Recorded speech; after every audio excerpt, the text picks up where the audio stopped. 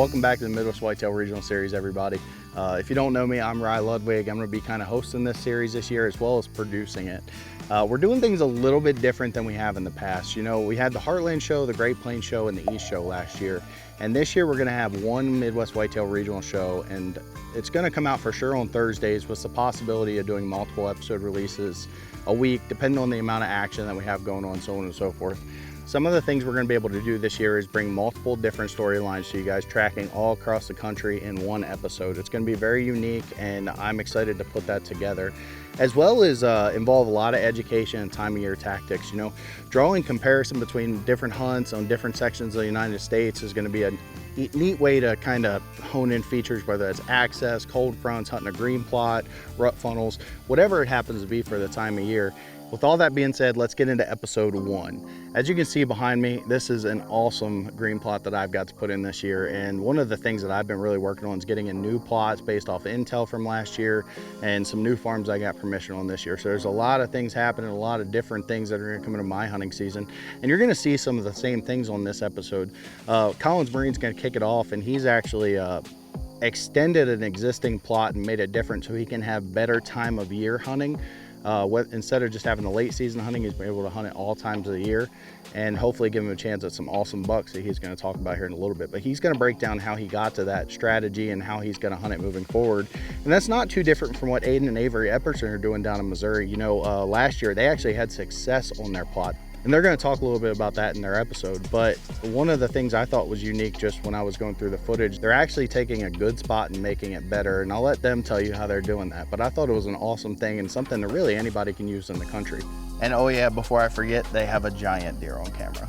The last part of the show is going to be with Matt and Warren Dykstra. You know, they've been on the team for such a long time. They're great team members, always tell great stories and put in a ton of effort, and they're great people to boot. So stick around for that. They've got a deer they have multiple years of history with, as well as some other studs showing up. Matt's going to give you some tactics and tips on small properties, as well as how they're setting up their home farm for a deer they call Angry. So I hope you guys enjoy that.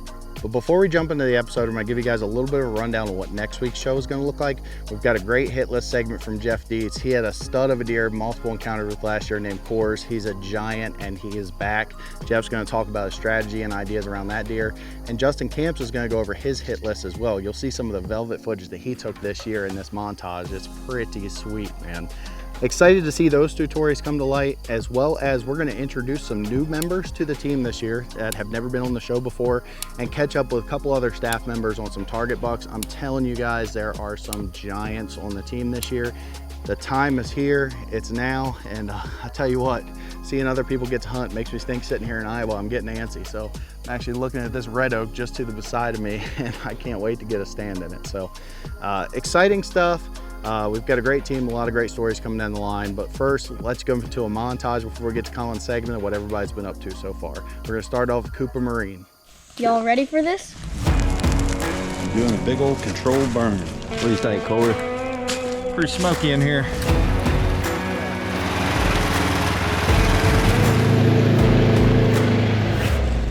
These are looking mighty fine. Super excited about this one, get this one established, and we can kind of keep deer centrally located over here and get them used to feeding in the center part of our farm.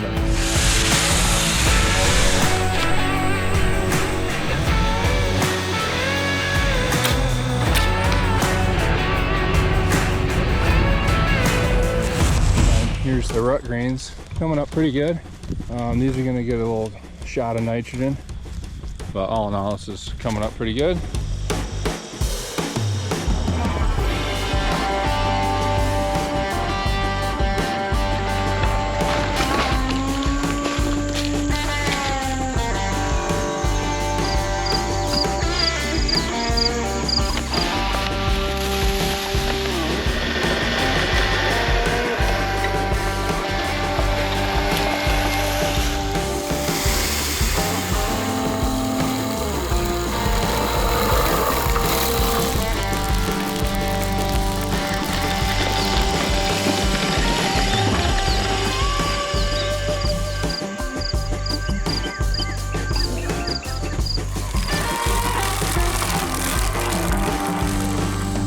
Excellent work. Joshua, excellent work. You think this will mean you'll earn another big buck this year? Or money from doing the work. Money? No, probably not. Hoping to velvet film tonight over the alfalfa and some beans, just like I do every year. So love this time of year.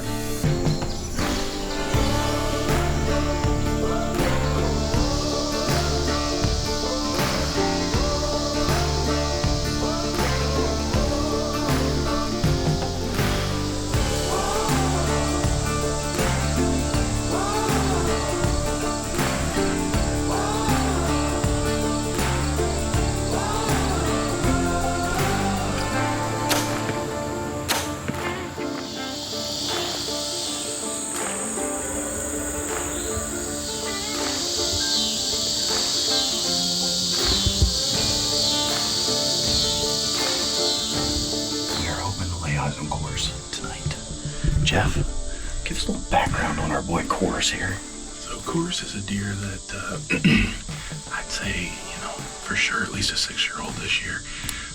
Had quite a bit of history with him.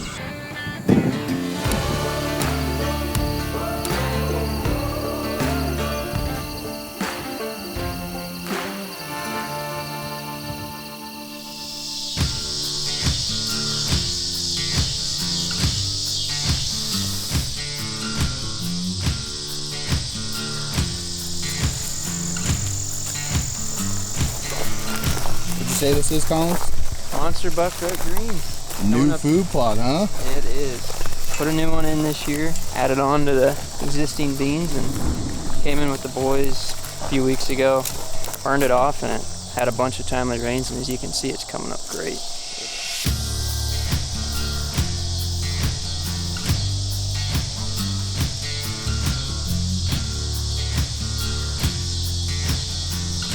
We're gonna go ahead and make a scrape off one of these oak trees. There's a ton of bur oaks in here.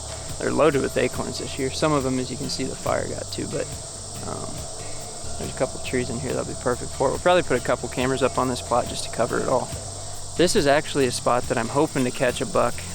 Last year he was 3.5. On this property it gets shotgun hunted, and a lot of the 4-year-olds get shot. So my kind of rule at this farm is if there's a giant 4-year-old down here, I'm hunting them.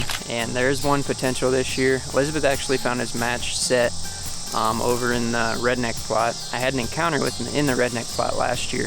I'm kind of hoping he puts on some more of that junk, those inside points this year, and we'll see. Got the food down here for him this year.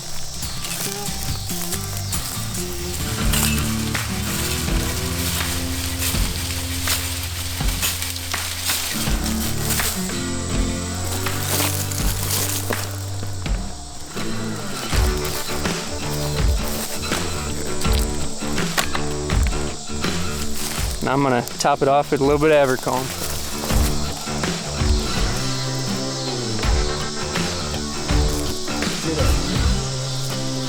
Like I mentioned earlier, added on to this food plot a little bit this year. Last year I just did the beans, as you can see in the fence behind me, and those are coming up great this year. They're about chest high, full of pods, so kind of a lot of good food here for late season. But I like to leave that in the fence up until around December. But I wanted to have a plot here that I could hunt before then. So that's why I extended this about half-acre over and put it into some monster buck rut greens. And I think this is going to add a lot of, one, diversity and more food to the beans, so they should last longer this year, but also give me some earlier in the season opportunities. So I got several trees picked out around the edge of this plot to hunt for different winds. Best spot for a north wind, northwest wind, the back corner of this food plot.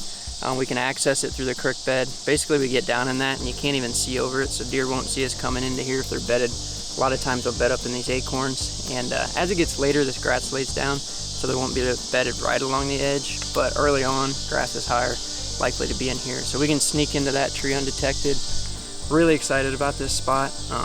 That, like I said, the deer I'm hoping to see in here is that good 4-year-old, but we've also got another buck that showed back up that I've got a lot of history with. He's a buck I called the Old 8. He actually came in right under my stand, couldn't get him stopped in my frame. He got away that day. And then last year he evaded us. I hunted him quite a bit, was getting pictures of him, but I just couldn't get on him. lots of history with that deer. I've had several encounters. If you guys remember what we call the triangle plot where Elizabeth shot EB last year, I'm hoping he kind of takes that up as his home. EB was running that last year, and there's another decent 3-year-old, and I'm hoping this year with EB out and that other buck, maybe he'll start to get in there a little bit more often. Gonna be putting out some cameras this weekend. Got one on this plot right now, but really looking forward to getting some of these bucks back on camera. But another thing I wanted to introduce today, I got Josh here. He came in last year and filmed me a little bit, and we shot a doe together, actually right over there pretty close to where I'm gonna be hunting that old 8. And we decided we're gonna try and film together this year a good bit. We actually work at the same place, so we have similar work hours, and I'm planning to film Josh on a lot of my properties. We'll film on some of the other properties that we got permission to together. But pretty excited. Yeah, no, it's September 1st is a few days away, and I don't know, down here all the deer start moving back in that September-October time frame. So looking forward to it. Another great year ahead of us. Things are looking up, good moisture. Bucks seem to have made some good jumps. I don't know, man. I'm just ready for it. Some mornings it feels like it's here. I know. We've had some cool mornings this last week, and it's definitely getting the blood flowing. Looking forward to fall. But thank you guys for watching, and I know the team's got a lot of good deer this year, and looking forward to bringing them all to you.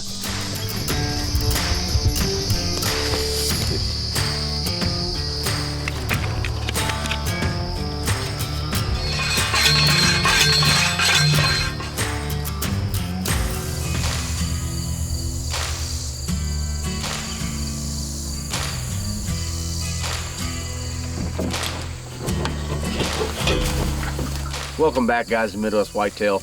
Avery and I are here on the home farm. It's August 31st. We're down here in a familiar plot from last year, what we call the bottom plot. This is where Avery was able to harvest old Monroe last year. We had an awesome encounter out of this pin oak tree right here. We're back in here today. We're going to try to get some monster buck rut greens in, some monster buck oats. We've got it kind of divided in two this year. Middle of this plot's 35 yards, so I mean, you get to that far end there, they get to be a little far away and kind of a poke. So if we can suck them up in here closer to this tree stand when they're coming through, maybe it'll help us get a little bit closer shot opportunity. We should have a pretty good hit list this year for this farm. We've still got G3. We know he made it through last year. We haven't got a picture of him yet this summer, but we do know that he made it to the end of the year last year. We had several pictures of him. I don't know, he's one of those deer that he always seems to elude us a little bit, and I don't know, our hopes are kind of down on him, but you never know. This could be the year. So, but the deer we're probably most excited to show you all was a new deer that showed up last year. Well, kind of right after we took old Monroe out of here. This deer was kind of hot and heavy in here. He was all winter long. I was able to find his shed just a few hundred yards through here. He was a hammer last year, and lo and behold, he showed back up. We got a couple pictures of him. I don't know, you never know, we might be able to get a crack at him early the way he's been hitting there. If we can get some rut greens in right there, and you never know, we'll see. But he's probably the most exciting target we have here on the home farm, one we're looking forward to chase the most. But we've got a lot of things going on here. We've got another part of the home farm that we were able to pick up as a lease this year. It's about 200 acres of timber, tillable. So we've got corn in there, about 60 acres of that. We've got 2 green plots we're going to try to get in. So we're going to knock this plot out real quick. We're going to bump over to there, going to get that burned, and then start working on tilling it, and we're going to go in and put the same blend we're putting in here on that farm. So we're excited to show you that one. We're going to get this one knocked out, and then we'll see you all over there.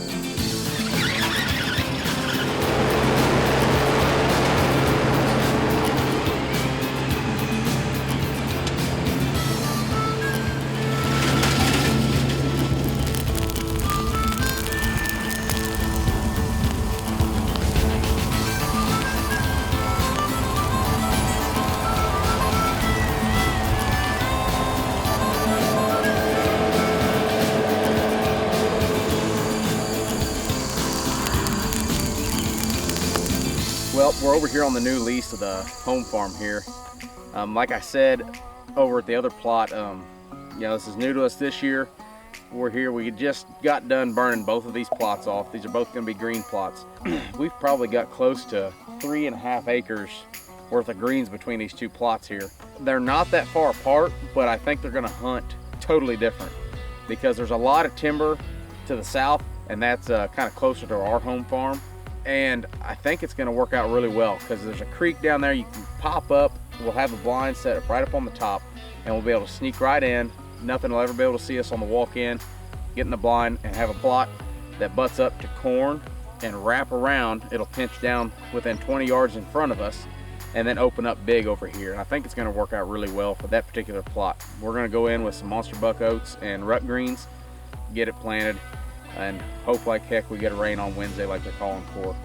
It'll be a nice addition to the home farm, and maybe some of those deer that we're not quite able to catch up with down there are using this area up here, and we'll be able to hunt both sides of them and really hone in on what these deer are doing here.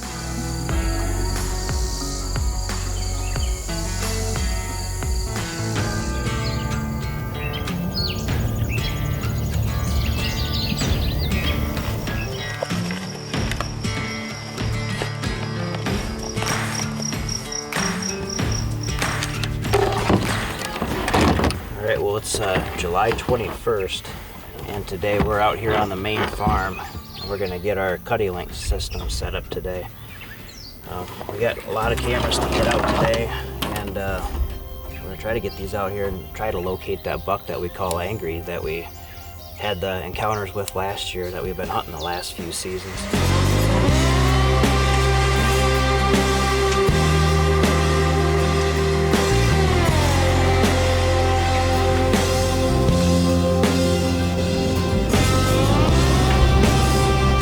Should be a great deer this year. There's several others too that we'll talk about a little bit later on, but right now we're going to get these cameras for this area of the farm loaded into the Mystery Ranch, a backpack here, and go see if we can find some good spots to get these hung.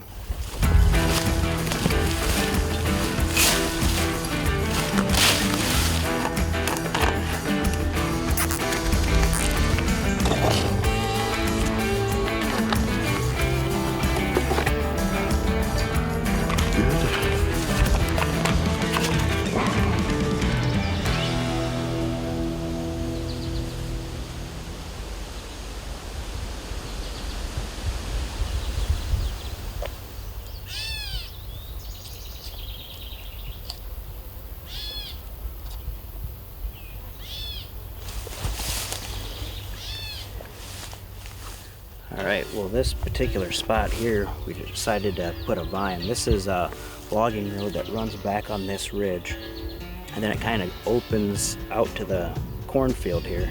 There's just a little gap, like a roadway going right out into the field. We had a camera up here last year, and we had a lot of pictures of Angry coming out this logging road, and we actually had an encounter with him October 6th. We were sitting out in the redneck, and he walked right out this logging road with another buck. So what we're trying to do is get a mock scrape established here. We're going to try to get a setup hung in a tree to where we can shoot to this logging road. We'll probably hunt it with like a northwest wind. We'll have to kind of cut off a little bit of the north end of this block of timber, but most of the bedding is further to the south and then kind of off to our southwest where we think that he likes to bed primarily. So out of all the spots that I think that we could catch up with Angry, I think this could be one of the main ones. So time will tell, but I'm really excited to get a camera hung here and see if he shows up on it.